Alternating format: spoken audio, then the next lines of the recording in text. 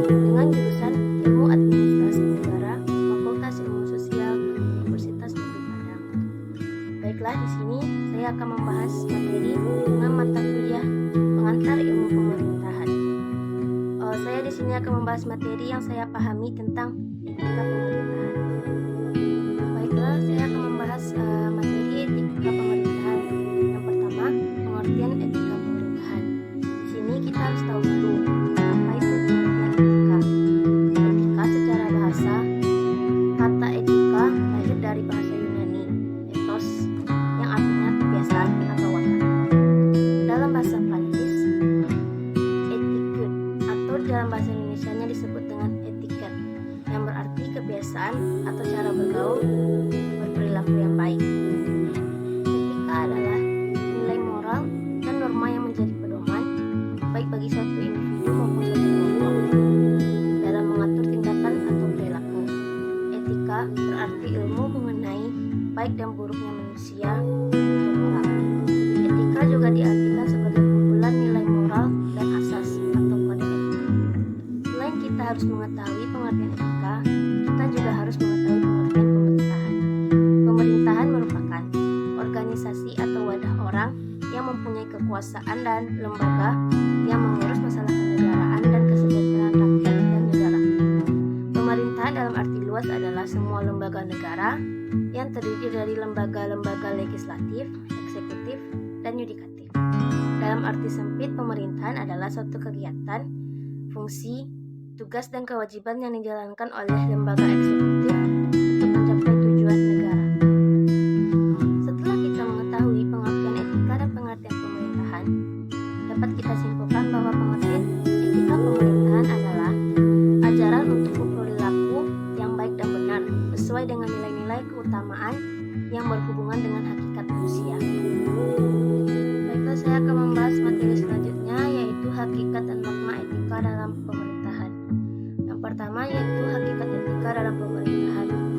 Secara historis, etika merupakan hasil tuntutan manusia untuk hidup bahagia melalui cara-cara yang tertib, teratur, rukun, nyaman, dan aman. Semakin banyak kegiatan manusia, semakin banyak pula jenis etika yang dituntut kehadirannya, termasuk tuntutan terhadap kehadiran etika pemerintahan. Geja Saifullah berpendapat bahwa ada dua faktor utama yang mendorong diberlakukannya etika dalam pemerintahan. Yang pertama, perilaku korupsi para pejabat publik yang menyertai reformasi atau perubahan pemerintahan. Kedua, adanya asosiasi atau organisasi profesi yang terpanggil untuk ikut bertanggung jawab dalam mencegah atau memberantas penyimpangan-penyimpangan dalam kegiatan pemerintahan sehari-hari. Selanjutnya, materi kedua yaitu makna etika dalam pemerintahan. Makna etika dalam pemerintahan yaitu yang pertama, etika berkenaan dengan sistem dari prinsip-prinsip moral tentang baik dan buruknya dari tindakan atau perilaku manusia dalam kehidupan sosial. Yang kedua, etika berkaitan erat dengan tata susila atau kesusilaan, tata sopan santun atau kesopanan dalam kehidupan sehari-hari yang baik dari keluarga, masyarakat, pemerintahan, bangsa, dan negara. Yang ketiga, etika dalam kehidupan didasarkan pada nilai, norma, kaidah, dan aturan tertentu. Yang keempat, etika dapat berupa etika umum atau etika sosial dan etika khusus atau etika pemerintahan. Yang kelima, dalam kelompok tertentu dikenal dengan etika bidang profesional, yaitu kode etik PNS, kode etik kedokteran, kode etik pers, kode etik pendidik, kode etik profesi akuntansi, hakim, pengacara, dan lain sebagainya. Baiklah, saya akan membahas materi selanjutnya, yaitu fungsi etika dalam pemerintahan. Secara umum, fungsi etika pemerintahan dalam penyelenggaraan praktik pemerintahan dibagi menjadi dua. Yang pertama, sebagai suatu pedoman, referensi, acuan, penuntun dalam pelaksanaan tugas-tugas pemerintahan. Yang kedua, sebagai acuan untuk menilai apakah keputusan dan atau tindakan pejabat pemerintahan itu baik atau buruk, terpuji atau tercela. Baiklah, selanjutnya saya akan membahas materi tentang sumber etika pemerintahan.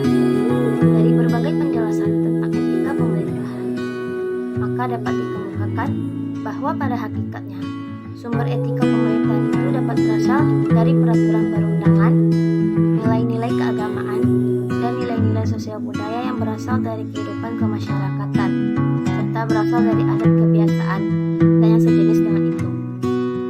Ada yang berpendapat bahwa untuk pemerintahan Indonesia, nilai-nilai keutamaan pemerintahan itu dipahami keberadaannya telah tumbuh sejak sebelum Indonesia merdeka, yaitu dimulai dari sejak zaman perjuangan melawan penjajahan Belanda dahulu.